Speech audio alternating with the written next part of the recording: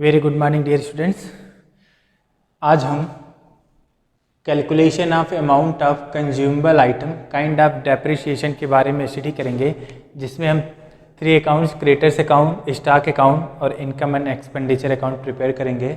सो अब हम 1 bye 1 start करते हैं। तो जैसे देखिए क्रेडिटर्स है आपका, तो आपको पता है क्रेडिटर्स आपकी क्या होते हैं, लायबिलिटी। क्रेडिटर्स आपका क्या होता है, लायबिलिटी। क्रेडिटर्स आपका लायबिलिटी होता है। और आपको मैं बता दूं, और अगर आपका लायबिलिटी का ओपनिंग बैलेंस गिवन होता है, लायबिलिटी का ओपनिंग बैलेंस गिवन होता है, तो आप कहाँ राइट करते हैं इसको, डेबिट साइड या क्रेडिट साइड। तो अगर लायबिलिटी का ओपनिंग बैलेंस गिवन होता है तो आप कहाँ पे राइट कर सकते हैं, राइट करेंगे क्रेडिट साइड। तो देखिए क्रेडिट साइड में सबसे पहले राइट कर रहा हूँ by balance BD, creditors account में बाई बैलेंस BD, ये आपका हो जाएगा ओपनिंग बैलेंस।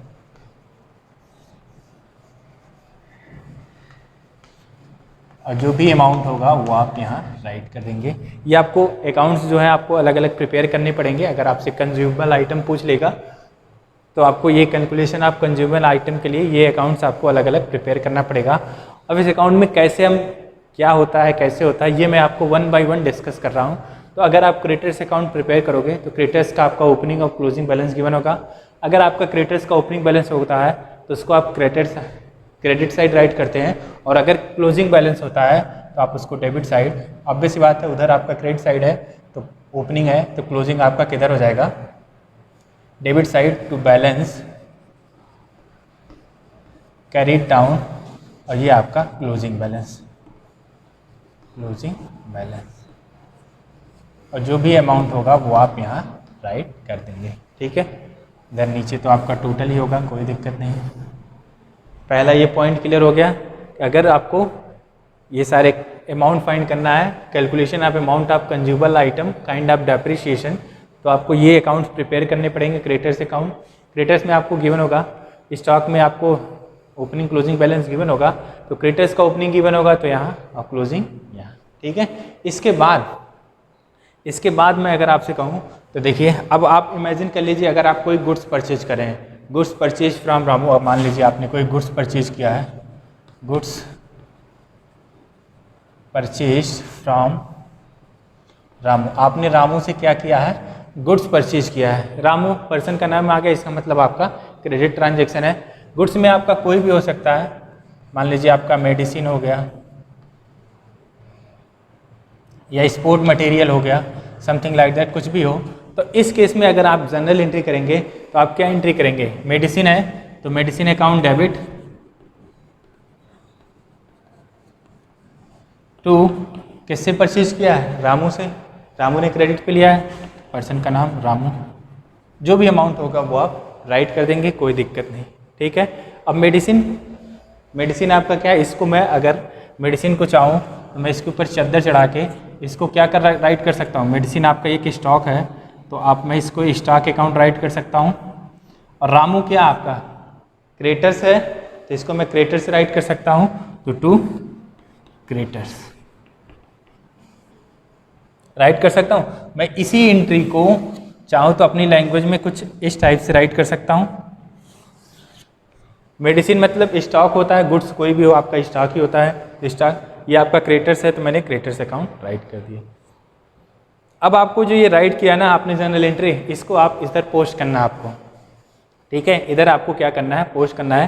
तो स्टॉक अकाउंट में आ जाइए। पहले तो आप क्रेडिटर्स प्रिपेयर करने, तो क्रेडिटर्स में आप डेबिट साइड है या क्रेडिट साइड, तो आपका क्रेडिट साइड है तो आप क्रेडिटर्स में क्रेडिट साइड चले जाइए। क्या राइट करेंगे, किस जो भी अमाउंट होगा वो क्रेडिटर्स में, तो सबसे पहले जो भी अमाउंट होगा वो आपने राइट किया, ठीक है। इसके बाद आप किसकी वजह से ये क्रेडिट हो रहा है, तो स्टॉक की वजह से, तो by stock account, stock account right कर दिया। इसके बाद अब ये जो स्टॉक है आपने क्या किया, परचेज किया है तो आपका किस पे परचेज है, क्रेडिट पे, तो मैं ब्रैकेट में राइट कर देता हूँ क्रेडिट परचेज, कोई दिक्कत नहीं। ये अमाउंट आपने राइट कर दिया, ये क्रेडिटर्स की पोस्टिंग हो गई। स्टॉक अकाउंट में आ जाइए, स्टॉक अकाउंट में आ गए तो स्टॉक अकाउंट आपका क्या हो रहा है, डेबिट, तो डेबिट साइड आ गए। डेबिट साइड में जितना ही बैलेंस गिवन होगा वो आप राइट करेंगे। तो देखिए जितना ही बैलेंस होगा आप राइट करेंगे, मान लीजिए जो भी बैलेंस होगा वो आप राइट करेंगे। किसकी वजह से डेबिट हो रहा है? क्रेडिटर्स की वजह से। तो टू क्रेडिटर्स अकाउंट। और क्यों डेबिट हो रहा है? क्रेडिटर्स के डेबिट हो रहा है ना। और ये आपने क्या किया है?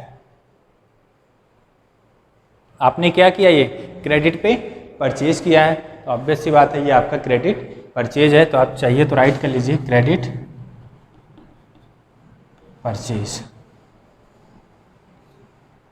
ठीक है। तो ये देखिए आपकी इसकी पोस्टिंग होगी, लेजर पोस्टिंग, जो आपने क्लास 11 में पोस्टिंग किया था कि अगर आपको जर्नल एंट्री आ रही है तो उसको आपको क्या करना होता है? लेजर में पोस्ट करना होता था।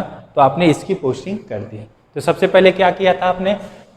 क्रेडिटर्स में लायबिलिटी का opening balance closing balance right कर लिया है। इसके बाद आपने कुछ गुड्स परचेज किया, उसको कैसे मैंने देखिए चेंज किया जर्नल एंट्री को, उसको मैंने पोस्ट कर दिया। ठीक है, यहाँ तक हो गया। अब मान लीजिए आपने जो ये क्रेडिट पे परचेज किया है इसको पे किया, पे कर रहे हैं आप, कैश पे कर रहे हैं। तो आप अगर मैं एंट्री राइट करूँ cash paid to Ramu, cash paid to Ramu, Ramu ने जो क्रेडिट पे परचेज किया था उसको क्या कर रहा है? वो पे कर रहा है। तो इस केस में आपकी एंट्री क्या होगी? अगर आप कैश पेड करेंगे तो एंट्री क्या होगी?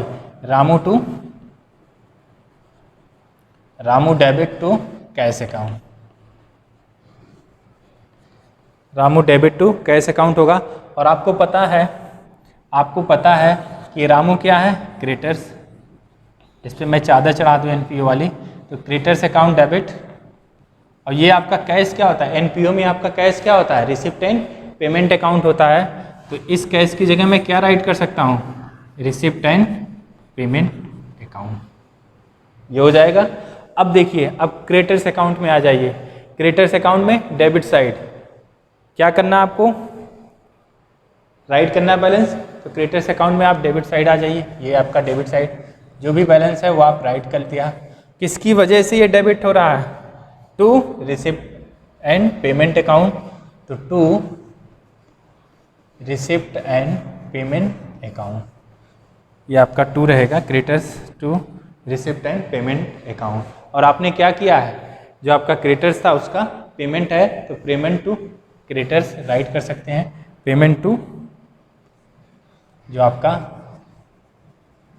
पेमेंट टू क्रेडिटर्स कर दिया। ये हो गया यहाँ तक, कोई दिक्कत नहीं।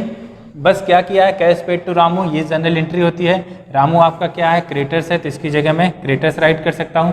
और आपको एनपीओ में पता है, एनपीओ में कैश की जगह क्या लिखते हैं आप? Receipt and payment account. आपको सबसे पहले लेक्चर में बताया था, जब आप रिसिप्ट एंड पेमेंट अकाउंट के बारे में स्टडी करते तो आपको मैंने बताया था cash account is just like receipt and payment account. जैसे आप कैश का बनाते हैं वही आपका रिसिप्ट एंड पेमेंट है, तो इसकी जगह रिसिप्ट एंड पेमेंट राइट कर दिया। अब इसकी क्रेडिटर्स अकाउंट देखिए पोस्टिंग कर दीजिए। ठीक है, यहाँ तक हो गया। अब देखिए, अब आपको ऐसे लिखिए, आपने कुछ पैसे एडवांस पे दे रखे हैं। अगर आपने कुछ पैसे एडवांस दे रखे हैं, जो आपका कुछ पैसा है, कुछ अमाउंट है आपने एडवांस पे दे रखा है, एडवांस दे रखा, कुछ अमाउंट है जो आपने एडवांस पे दे रखा है, ले नहीं रखा है, दे रखा है, तो ये आपका क्या होता है? एसेट। एडवांस पे जब आप दे दिए हो किसी को तो आपके लिए क्या हो जाता है? और एसेट। तो अगर आपकी ये एसेट होती है तो इस एसेट का ओपनिंग बैलेंस कहाँ राइट करते हैं आप? Debit side. लाइबिलिटी का क्रेडिट साइड, एसेट का डेबिट साइड। तो आप ये राइट कर लीजिए डेबिट साइड, और क्लोजिंग बैलेंस क्रेडिट साइड हो जाएगा। तो देखिए इसी को मैं राइट करता हूँ, एसेट है, एसेट का ओपनिंग बैलेंस, ये देखिए टू एडवांस टू सप्लायर, ये आपका ओपनिंग बैलेंस। ये आपका कौन सा बैलेंस है? Opening balance. यहाँ राइट कर लीजिए आप ओपनिंग बैलेंस। ठीक है, और इसका closing balance by advance to supplier,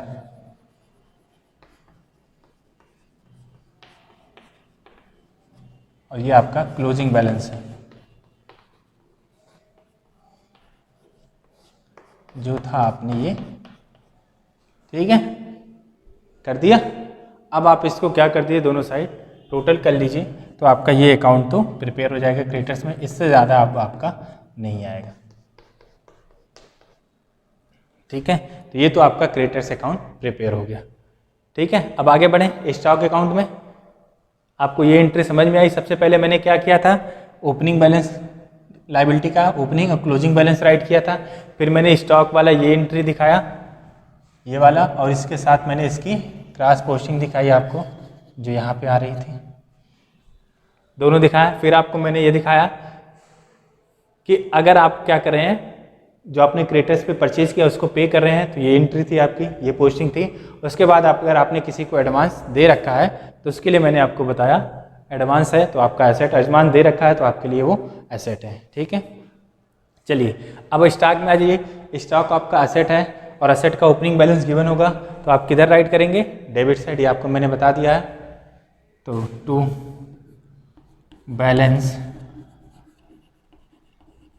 बात डाउन, और ये कौन सा बैलेंस होगा, ओपनिंग, एसेट का है तो एसेट साइड, और ये ऐसे ही क्लोजिंग में बाई बैलेंस कैरी डाउन, ये आपका क्लोजिंग, और इसको आपने राइट कर दिया। ठीक है, यहाँ तक हो गया।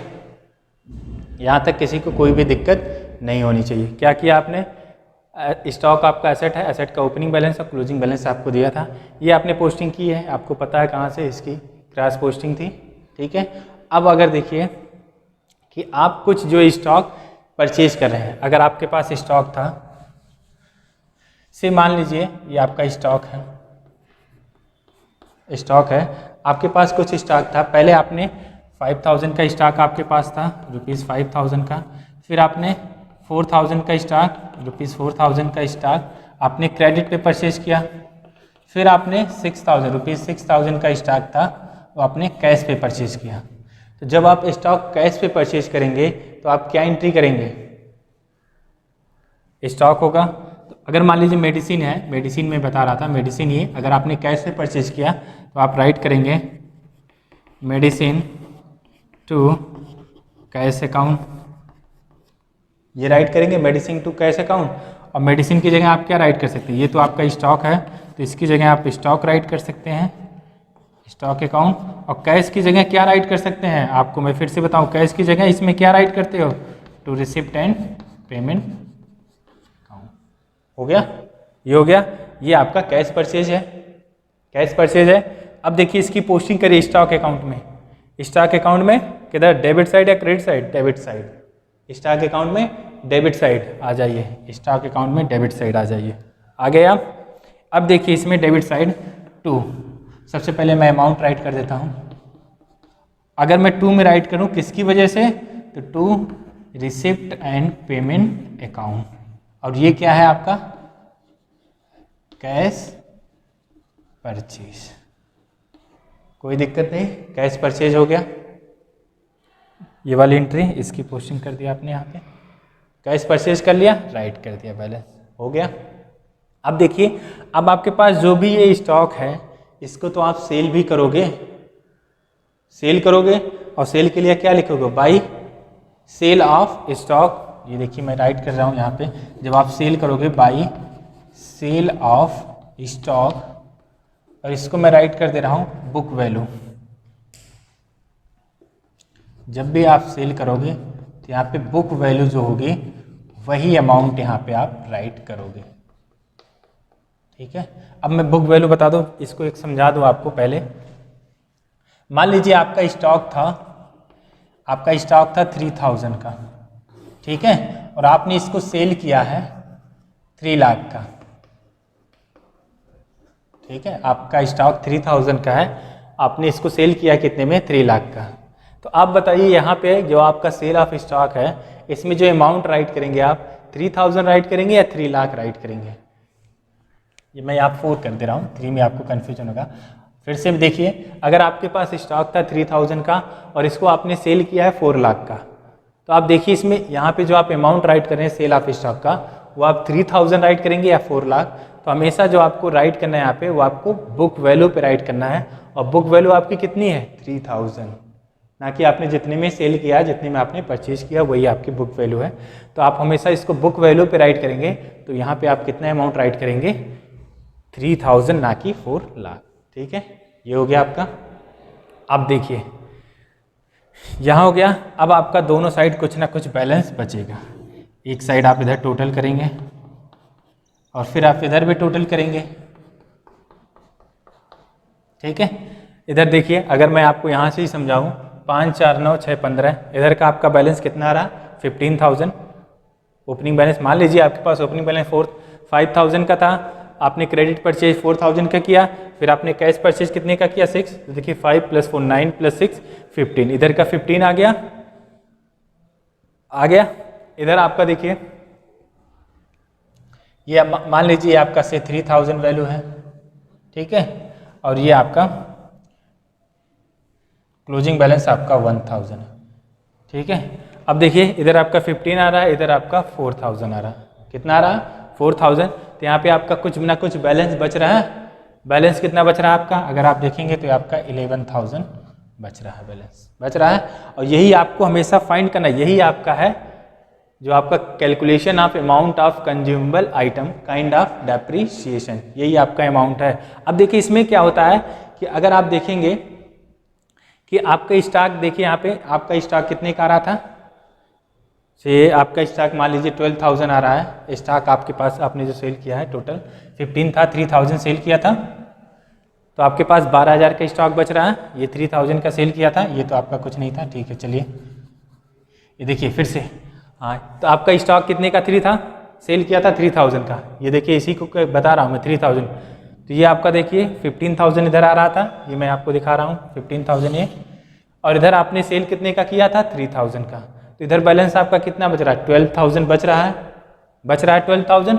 अब मैंने कह दिया कि आपका जो बैलेंस है वो आपका आ रहा है 10,000 बैलेंस आ रहा है।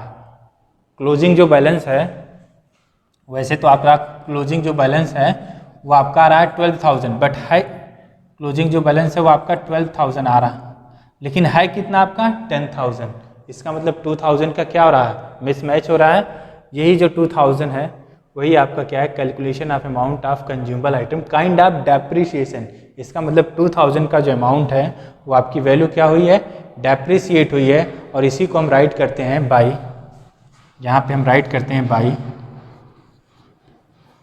इनकम एंड एक्सपेंडिचर अकाउंट, और ये आपका कंज्यूमेबल बैलेंस होगा, कंज्यूम्ड जो आपका ये होगा कंज्यूम्ड अमाउंट जो होगा यही होगा। और यहाँ पे जितना भी आएगा इसको आप क्या करेंगे, राइट कर देंगे, और आपका दोनों साइड क्या हो जाएगा, क्या हो जाएगा, दोनों साइड आपका बैलेंस हो जाएगा। और यही आपको देखिए प्रिपेयर करना था। फाइनली आपका जो भी ये आएगा इसको आप इनकम एंड एक्सपेंडिचर अकाउंट में क्या कर देंगे, ट्रांसफ़र कर देंगे। तो यहाँ पे आपका आ जाएगा टू स्टॉक, जो भी होगा टू स्टॉक, जितना भी बैलेंस होगा ये आपका यहाँ पे ट्रांसफ़र हो जाएगा।